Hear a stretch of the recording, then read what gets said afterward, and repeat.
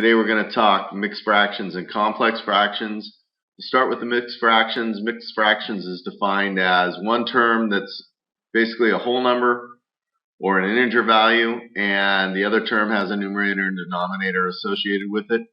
This integer value, while it looks to not have a denominator, they all have denominators, and in this case, as in every case, it's going to be 1, so we have to find a common denominator between the two of them. This first term, we'll need the full 5 plus 2x, so I will rewrite that just like I've been doing all along in both cases. And the 7 gets multiplied by the 5 plus 2x, both in the numerator and denominator.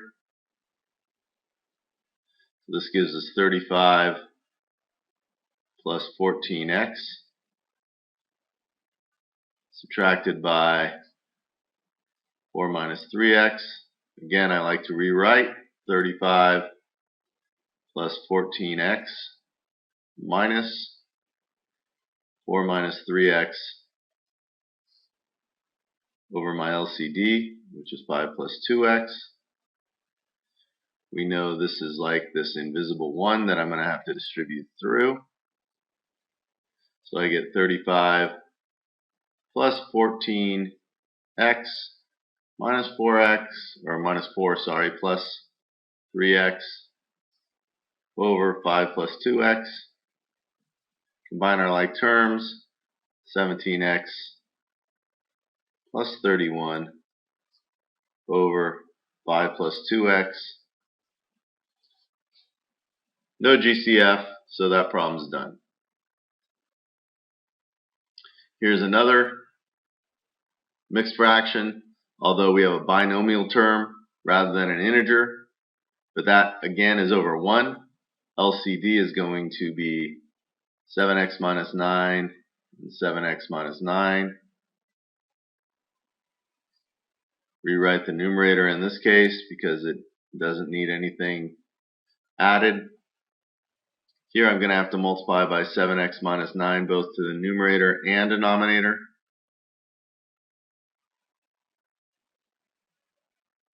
So this is going to require a FOIL. I can do the foiling right here.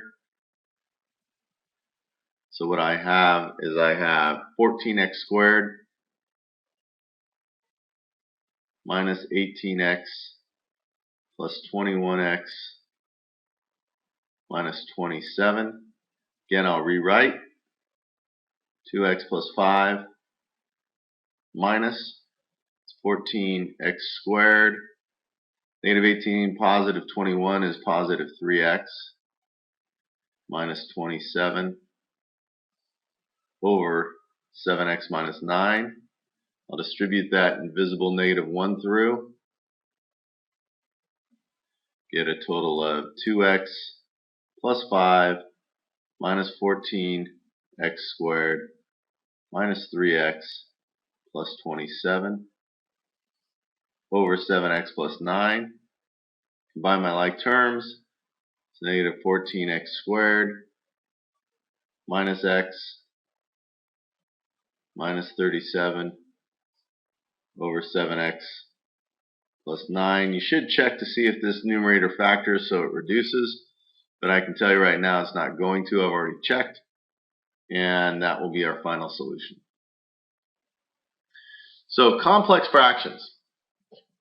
A complex fraction is just basically a fraction over a fraction. And if we were to read this out loud, I'd have 15 over 8 divided by 3 over 4. Now, when I read it like that, I can write it as we did in probably 5th or 6th grade, 15 over 8 divided by 3/4. And if I write it horizontally, we know that this is just a division of two fractions, which is the same as multiplying by the reciprocal. So in this case, I have 5 reducing here, 2 reducing here. I'm left with 5 over 2, and my problem is done. So if all we really need to do is multiply by the reciprocal of the bottom term. We can simply do that anytime we have a complex fraction. Except this complex fraction is a little more difficult once we start going to algebra. But not so much. We have x plus y over a plus b divided by x squared minus y squared over a squared minus b squared. This is the same, once again, as multiplying by the reciprocal.